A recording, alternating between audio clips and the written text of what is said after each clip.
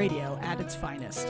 Hear what you rarely hear anywhere else here on Radio Free Saturday mornings, 9 a.m. to 11 a.m. every Saturday on KSJE.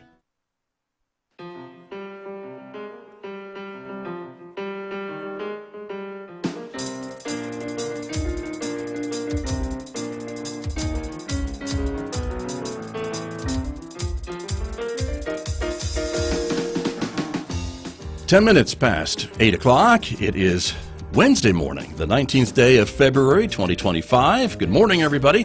I'm Scott Micklin. Thanks for tuning in to KSJE 90.9 FM over the air here in San Juan County, New Mexico. In Durango, Colorado, we're broadcasting at 103.3 FM. And if you're listening to us from anywhere else on the planet, you've gone to our website to listen. We're streaming all the time there, ksje.com. Welcome also to our viewers this morning. The video of this program is streaming out live to the KSJE Facebook page and also to our YouTube channel. So welcome aboard, everyone. I am so glad that you are with us this morning because coming up, we are getting an update from folks at the Central Consolidated School District. We have a full studio with us this morning, so stay tuned for that. Talking about a lot of topics with the Central Schools this morning, so that starts in the next few moments right here on KSJE this morning. Then, of course, next hour, Mick Hess is going to take us roving with the arts. That is our weekday classical music program here on KSJE. Also at 10:30 today, right on Four Corners, our local and regional author program with host Delcherie Gladden. This week, Delcherie is speaking with the owners of Farmington's newest bookstore in downtown Farmington, Quill and Quest, the local bookstore.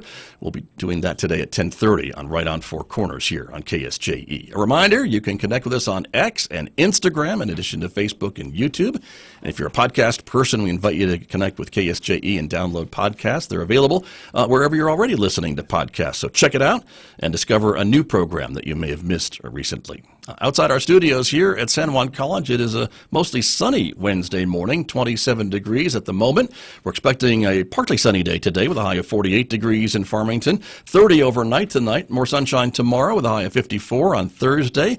Sunshine, or I should say partly sunny with a chance of flurries on Friday with a high of 47, back to sunny day on Saturday, and Sunday with highs in the 50s. I'll be back with my guest from the Central Consolidated School District right after this on KSJE.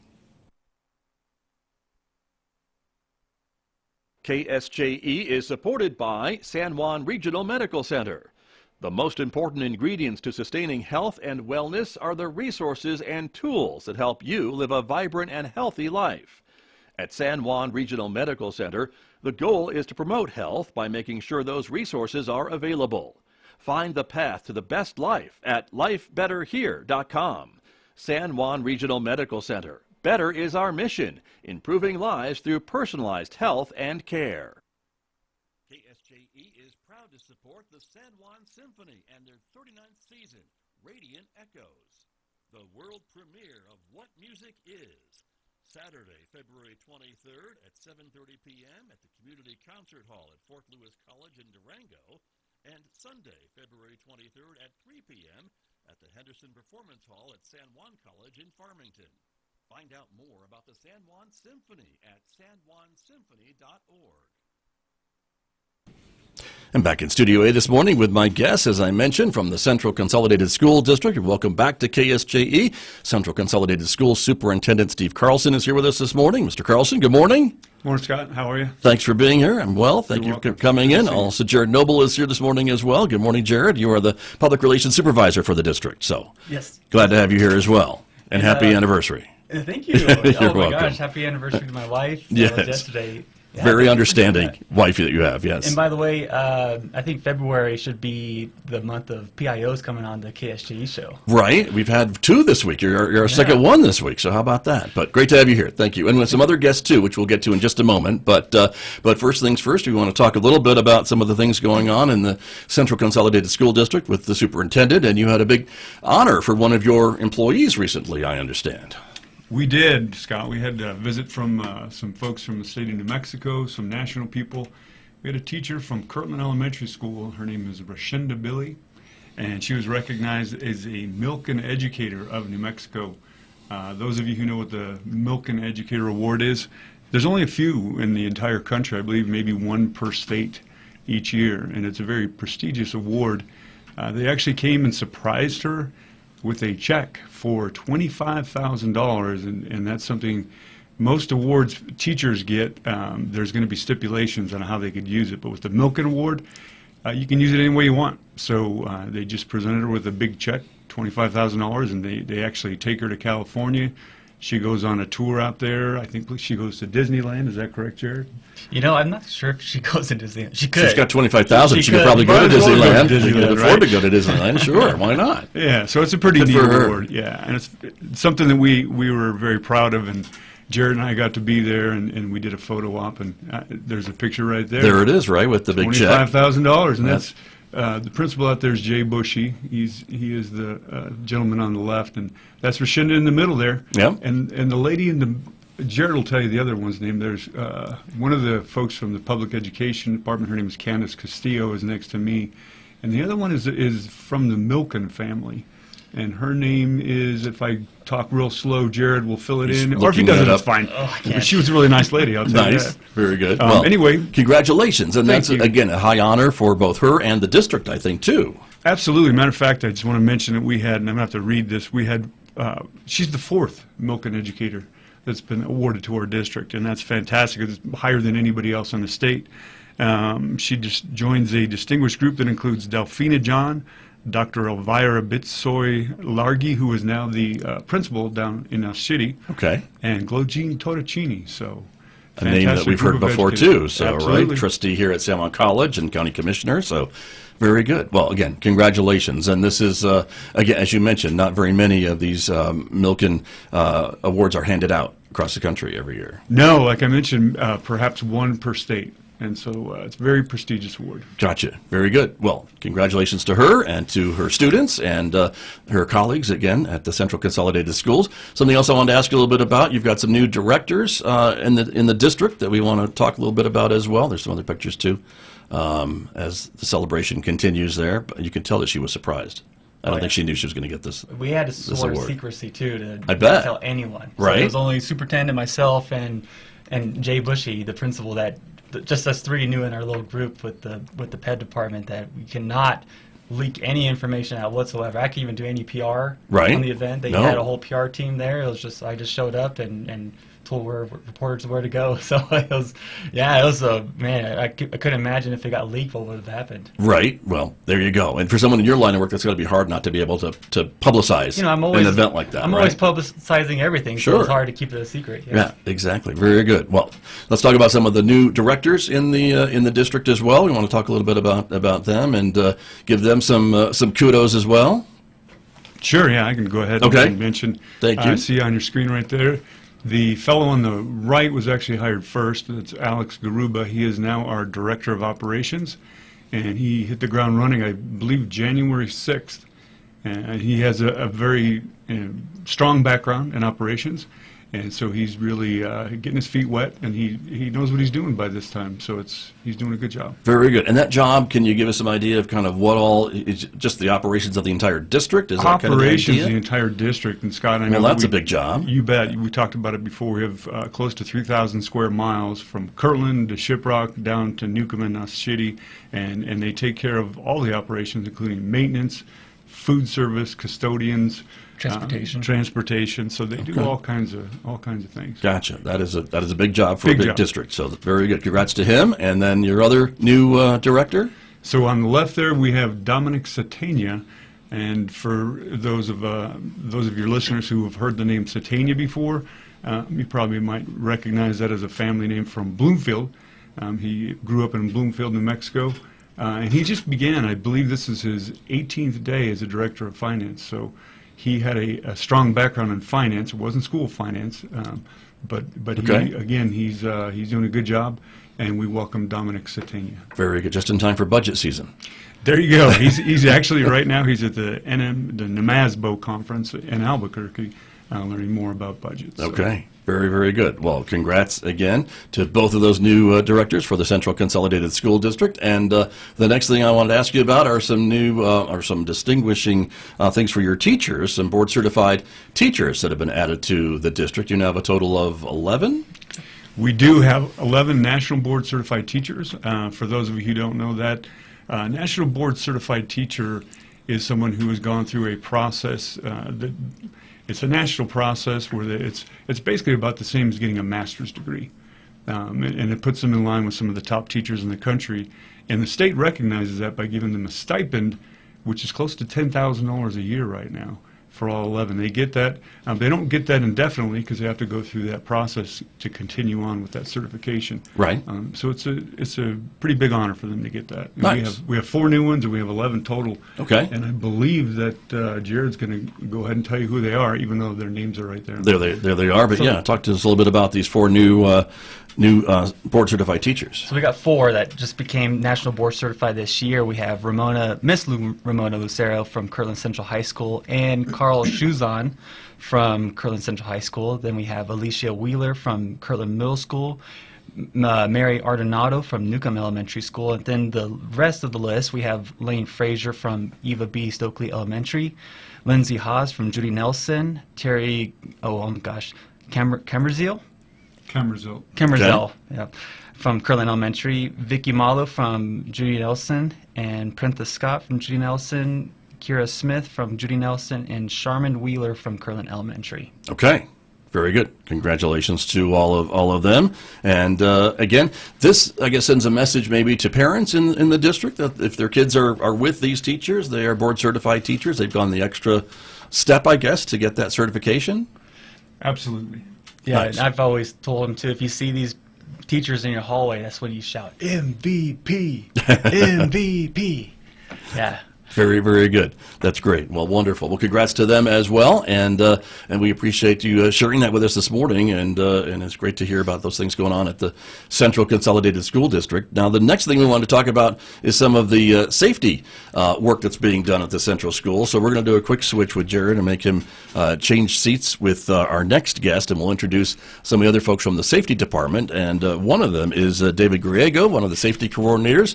David is here with us this morning. Good morning, and welcome to KSJE. Great to have you here as well this morning. Good morning, Scott. Thanks for having us. You bet. And also the other safety coordinator who's with us this morning is Davin Verhulst. Correct. Did I get it mostly right? Excellent. Absolutely. Welcome to you, and we're glad to have you here as well. And so talk to me a little bit about the work that both of you do in the safety department. David, let me start with you a little bit. What is your scope, I guess? And you both have a law enforcement background, I know, too. Yes, Scott. I retired from the Farmington Police Department in 2020. I took on this job. I've been here for almost 5 years now.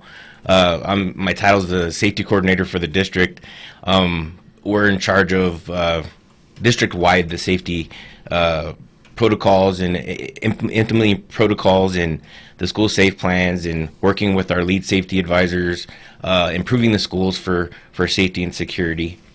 Great. And that's a big job, though, with the big district we were talking about, just how large the Central Consolidated School District is geographically. And so this is at every school, at every property, you have some connection to it for safety purposes? Yes, sir.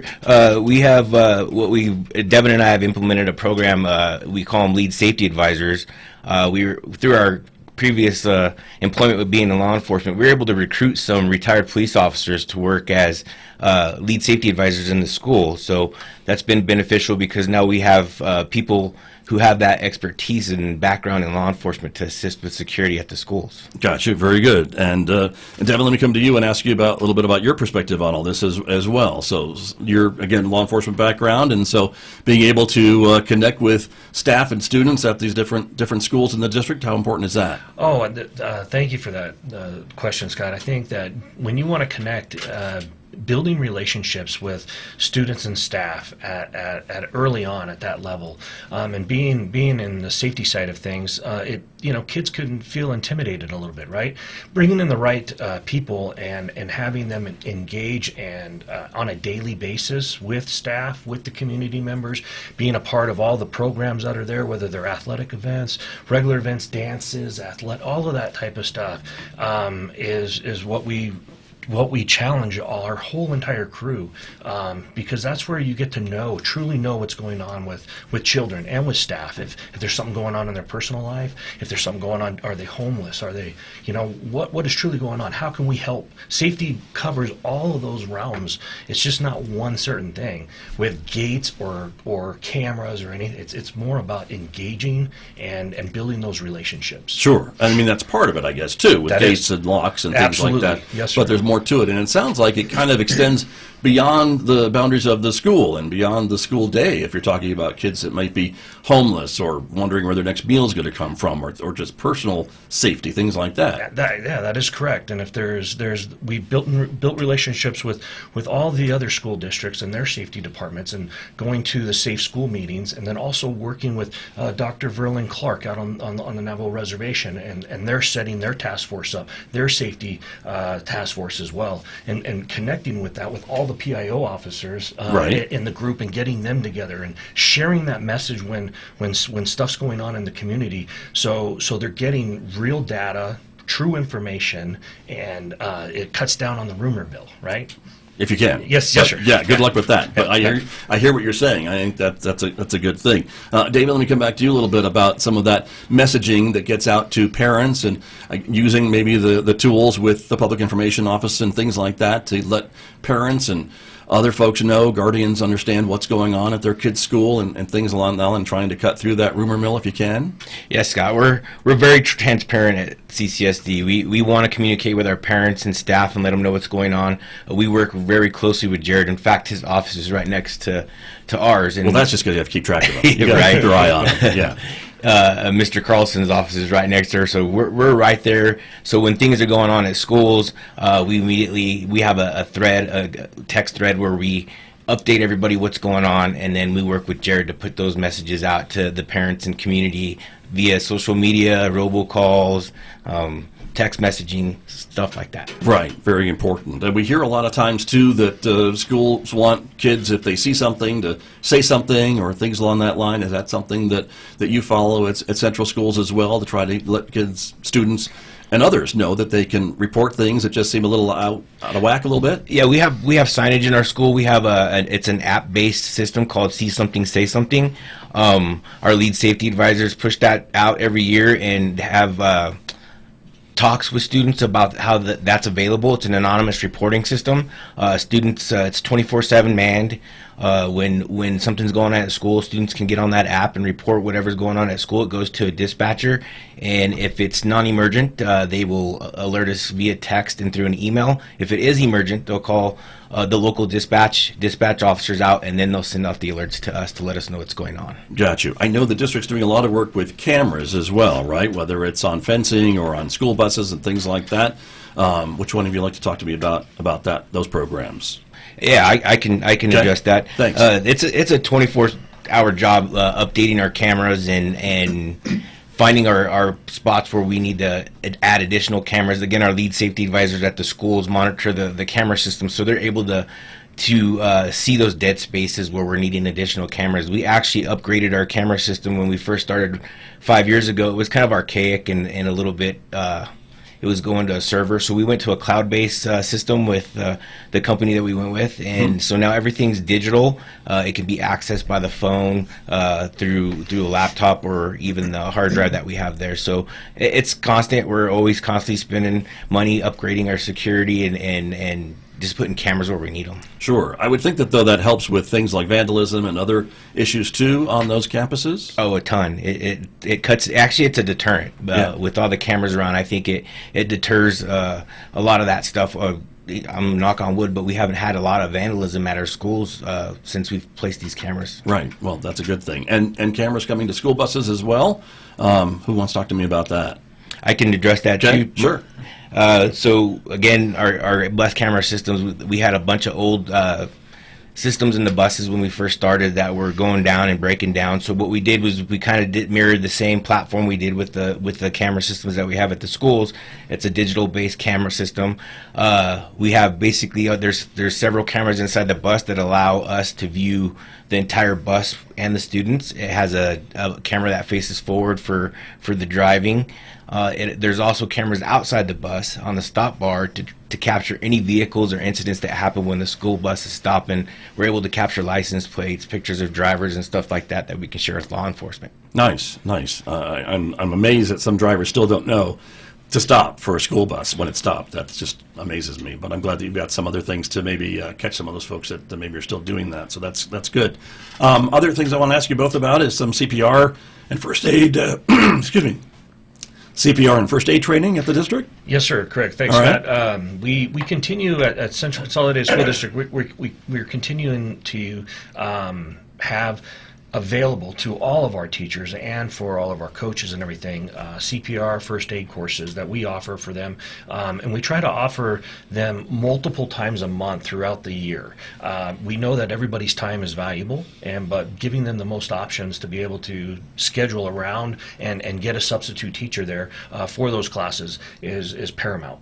And then also trying to rotate that on a biannual basis, so it doesn't impact the budget for the district that much by trying to get all of our teachers certified in 1 year. If we can continuously offer that throughout the year, every year, it really kind of allows that money to be spread out as needed. And the other courses that we focus on is an active shooter course that we have that's for all of our teachers and our staff, and it's called AVERT, Active Violence Emergency Response Training, and that also helps open up lines of communication when there is an emergency at your school, when there is an event. It really helps people just to kind of like, I've been through this type of training before, so we can stay calm. I can stay calm with my kiddos in the classroom. We've got this. We're going to keep that door locked. We're going to stay. We have a plan. Right. And so going those steps and having those types of training really, and keeping that on the forefront every year, I really think helps with all of our students and staff, that they realize they can handle an emergency when something comes their way. Right. I think for staff that really makes them feel a little bit more in control and knowing what to do in case of that emergency, Yes, things sir. like that. That's correct. So that's what we're talking about. And your CPR training includes what? First aid and CPR, AED, all that stuff, right? The whole, it encompasses it all. All of our stations. We've worked really hard with our staff to make sure that we have bleeding control station kits, updated AED stations located throughout our district, and so our first aid kits. All of those, they're all right next to one another, and they're all within a couple minutes of one another. So building that program and making sure that those are in the building and that they're certified and that they're up to speed, that also alleviates we have a safe environment inside the school, and I know where those tools are if in case we do need to use them. Sure. Yes. Right. I'd like to add to that, our lead safety advisors, not only the staff are getting trained on this kind of stuff, but we're also having our lead safety advisors work with students to learn how to apply tourniquets and stuff like that when they can and have those times to teach those kids. Right. Very smart. So that makes sense too. So very good. And some de-escalation training going on too throughout the district, right? Correct. The new system that we moved over to is called the MANT system, and basically what that is, it's a behavioral training that teaches how to prevent de-escalation and intervene in any type of kiddos that are going through crisis. And we wanted to move over to a system that the best way to describe it is we want to use our words. When kids are going through crisis at the school and they're moving through this process, the last thing anybody wants to do is go hands-on with a kiddo. We want to talk them through this and giving our staff the tools to be able to de-escalate a kiddo back down to the normal level, and then allow them to go through that crisis, come back, and then return back to the learning environment is super important. Right. And this course allows to teach those tools and that skill set. But if there is a case where we have to go hands-on, or the safety team has to go hands-on because the kiddo reaches such a crisis point for their safety, it's less intrusive, and so those techniques on holds and keeping that kiddo safe from concrete objects or walls or that type of stuff. Right. They have those tools to go ahead and move forward to keep that kid safe as we move through it. Got it. And I guess I hear what you're saying. I think too is if a student is just maybe being outburst or vocal, right? Or if they're physically fighting somebody, those are two different situations, but you're still trying to de-escalate no matter how you find that student. You're trying to de-escalate and not have it become physical with your team or a adult Correct. faculty member or whatever the case may be. Is that kind of the idea? Correct. Being able to identify that when the kiddo is, what triggers certain kiddos or where they're at in that process, knowing that, helping to get other kiddos out of the classroom, to allow that kiddo to stay in the classroom by himself with the safety team, keeping everybody safe and privacy, all of that, right? Sure. And the dignity within the kiddos that are having that is super important to all of us. So many things to keep track of. Yes, sir. So That many is things. correct. And Yes, sir. and a lot of that is what we see in law enforcement, too, these days as well. The de-escalation when law enforcement is coming up on somebody or was in a crisis or whatever the case may be. So we see that a lot even off school grounds as well. So that's important. New 911 center at Shiprock High School, is that Yes. what I'm understanding? When we is are that? super excited Yeah. about that. Okay. That, there's going to be a 911 dispatch center coming to the Navajo Reservation. They're finishing up on all their addressing out there now and signage for all of that. But what's exciting for us is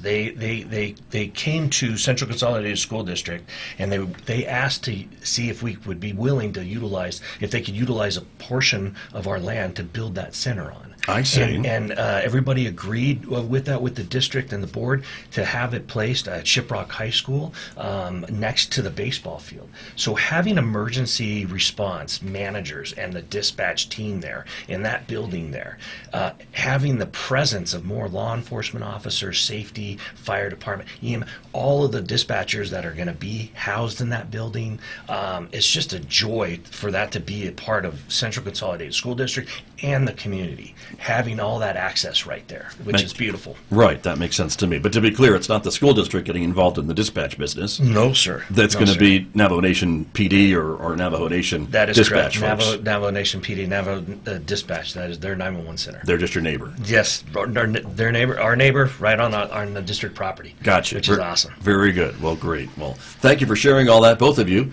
with us this morning. And I appreciate you both being here and the work that you do to keep the students and staff safe throughout the Central Consolidated District. It's a big job. Thank you, Scott. Thank you Thanks, very much.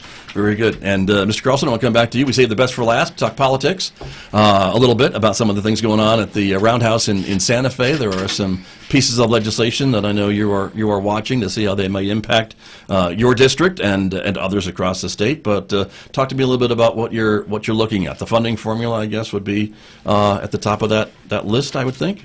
You bet. Every year there's a state equalization grant that the legislators put together that funds the schools, and there's a House Bill 63 which seeks to make some changes to that. Those changes include adding a factor for students, specific students, like secondary students. The state would like to see more CTE programs, and if they put more dollars for secondary students, we can put together more CTE programs across the state. That's career and technical education. I was just about to ask you that. You're Sorry reading my about mind. that. Yes, sir. Yeah, very good. But also, and those have been very effective, have they yes, not? Absolutely. They have. Yeah. Because students are connected with them. Students who are in CTE programs have a tendency to actually graduate.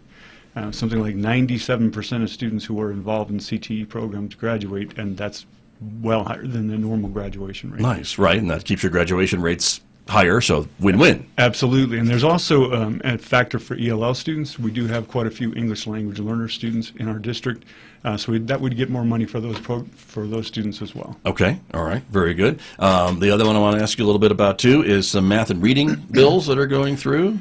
Absolutely. That's something the state takes seriously, the math and reading scores that our students have. And recently our math and reading scores have been low across the state, across our district as well. And so the state is looking to fortify what we do in instruction in math and reading.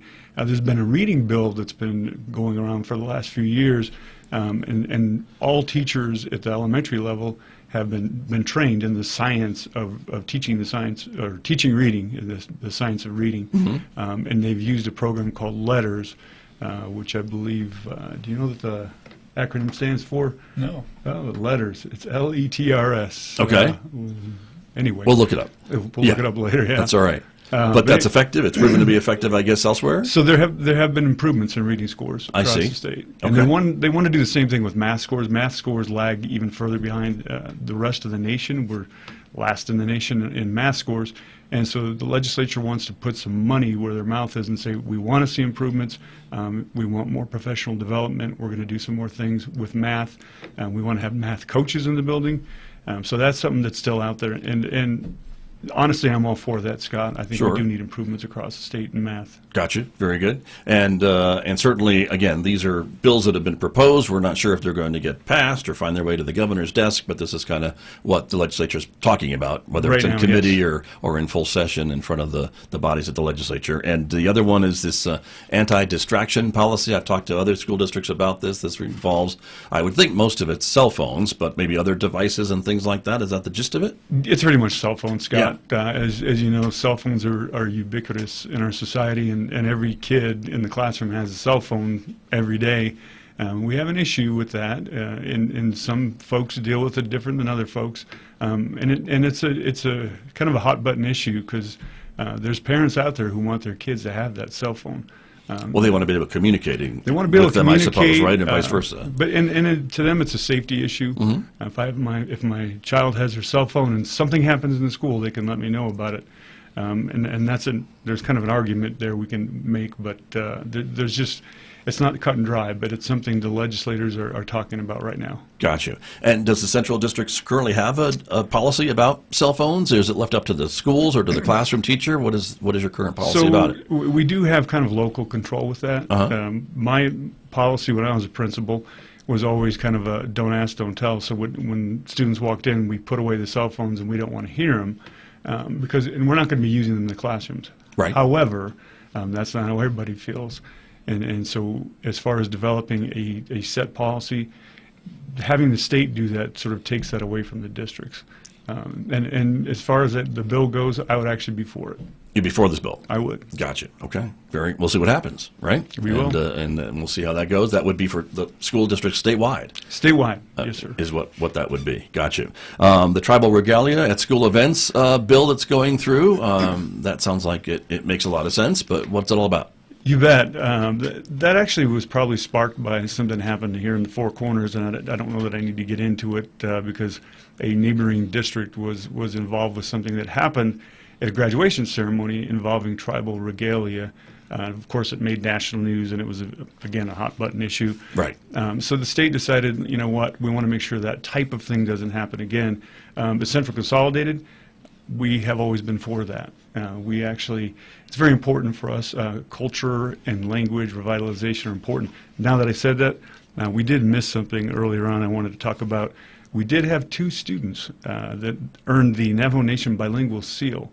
And that's something that that's true. We yes, haven't you had have that for several years. So. But we can't say who they are because it's going to be announced later this week, I think. It's a secret, and Scott Jerrod has done an excellent job. This is the second secret he's been able to keep. So wow, he's doing a great job. Poor guy. That's right. But congrats to them. They're going to be announced later this week at what's the event, Jerrod? Basketball game. So we have the basketball game. Thank you. Tomorrow in Kirtland before the varsity game is when they're going to do the announcement, and Shiprock High on Friday the 21st is when they're going to announce the other student during halftime. Okay, very exciting. And this is the 2 students from the Central Consolidated School District who have earned the Navajo Nation Bilingual Seal of Proficiency.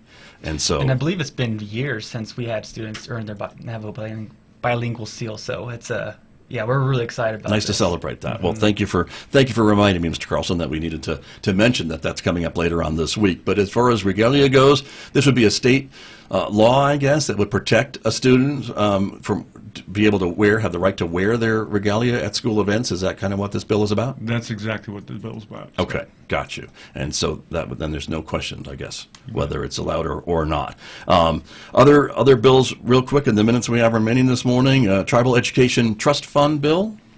Okay, that's another one that's kind of difficult. That was proposed last year in the trust fund. They want to put $50 million in a trust fund to be distributed among tribal entities. The problem is with the language of the bill that's changed a few times. With that $50 million, it's kind of the disbursement of the money that's the issue. As probably most folks are aware that there are Native American students throughout the state of New Mexico. Of those Native American students, we have pueblos, we have tribes across the state. However, I believe, and Jerrod can check me on the numbers because that's what he does, there's probably about 36,000 Native American students in the state, of which 26,000 are Navajo students. So in order to be equitable, and of course we're all about equity, you'd want to have the dollar amount per student to be about the same, regardless of where those students are from, Right. as that money's distributed. And that's not the way the bill has been set up. And so there's kind of jockeying back and forth. In that bill, I believe it's gonna have a tough go as it's making its rounds. But hopefully they'll iron that out because it's something that tribes could use. Gotcha. Last year it had really good momentum, but stalled in the chamber. So this bill did get a different sponsor this year, and it's just doesn't have that traction it did last year. So definitely could use some support from community and from our area to get this bill passed. Gotcha. Okay, sounds good. Thank you very much. And then real quick, Special Education Act bill. That's Yes. talking about more special education funding. Yeah, Scott, and that one it's another that's a political bill, honestly, and so what it has to do with the governor signed an executive order where she created the Office of Special Education last year, and so that's already happened. And so what happens? This bill probably just more or less codifies that and says that we're going to have it in statute rather than just be a governor decision, because as we all know, that administration might be on their way out eventually at some point. Well, it's an election. Yeah, right. Exactly. And when that happens, whoever This would comes ensure in, that yes, goes to the next administration, Yes, perhaps. absolutely. I got you. And speaking of elections, too, the Yeah. House Joint Resolution 4 and Senate Joint Resolution 3 that involves a state board of education. That's kind of a concern for us, too, especially with our school board members in our area. Got you. What's the issue there? I guess help me understand that. What's So, going on with that bill? That would change the makeup of the public education department. Is that the idea? Yes. So right now the governor appoints a secretary. The problem is that we've had, I believe, 5 secretaries. I've lost count, Just but in it's the been a last lot. Yes, 6 sir. years or so. So with that turnover, things change. Things kind of start over again, and so the entire public education department has a new focus, and there's a shift going on.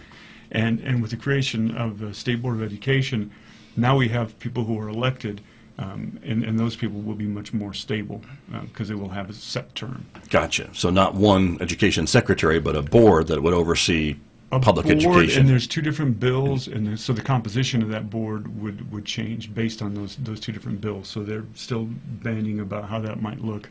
Gotcha. And that's going to be kind of stuck in the committees for a while, and there's no guarantee that one's going to come out because it's been proposed before. That's true. I've heard that before. You're right about that. And finally, an out-of-school time programming bill. Can we talk about that just briefly? Yeah, real briefly. I know we're almost out of time. That's so OST program, or out of school time. That means after school and summer school.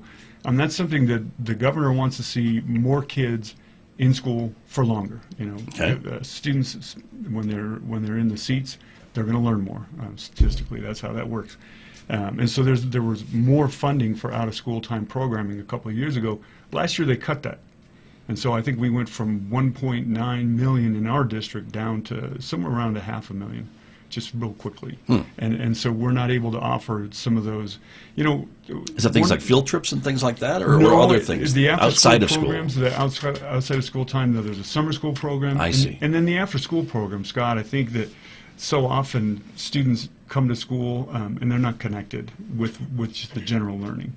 Out of school time programming allows us to offer after school programming where we can do things that we might not do in the normal school day and actually get students excited about being in school. So that funding is very helpful for our district. Gotcha. This would restore that, I guess, is It the would. idea. Yeah, I mean, improving academic performance, reducing juvenile delinquency, and preparing students for the workforce. That's kind of just what the bill is helping all school districts in Mexico with. And of course, parents are probably working after hours, after school gets off. So True. you're still leaving kids with their teachers, with their schools, and then parents can pick them up later. So, I mean, we definitely are for this bill. Right, and I would think certainly in an area like the Central Consolidated School District where you operate, there maybe aren't a lot of options for parents for their kids for after school until maybe they're done at 5 o'clock or 4:30 or whatever the case may be. So that kind of makes sense to me. So very good. Absolutely. Well, thank you, all of you, for coming in. Lots of information shared this morning. I really appreciate you all being here, and Mr. Carlson and your crew. Thank you very much, everybody, for coming in. It's great to see you all. Thanks, Scott. Thanks, Scott. Appreciate you having us. Thank you very much. My guest this morning from the Central Consolidated School District here on KSJE. KSJE and the San Juan College Native American Center present the Student Study Tip of the Week. Hello and good day. My name is Emin Chi, academic coach with the Native American Center, bringing you coaching tips of the week. For week 4, find a routine. Getting yourself into a study routine is one of the best ways to make sure that studying becomes part of your everyday habit. Figure out what time of day works best for you and make a real effort to dedicate that time to reviewing notes, videos, and other related sources. Pick times during the week to try out your studying. You can try studying in the morning on one day, the afternoon on another day, and in the evening if that works best for you. When there are no distractions at the end of the night, once you've decided which time works best for you, try to stick with that time of day every day for at least 3 days a week to get in the habit of studying constantly. You might wind up rearranging your routine due to extracurricular activities, time with friends, and other commitments. But be sure to prioritize your studies and get them done in one way or another. The Student Study Tip of the Week is presented by the San Juan College Native American Center and KSJE.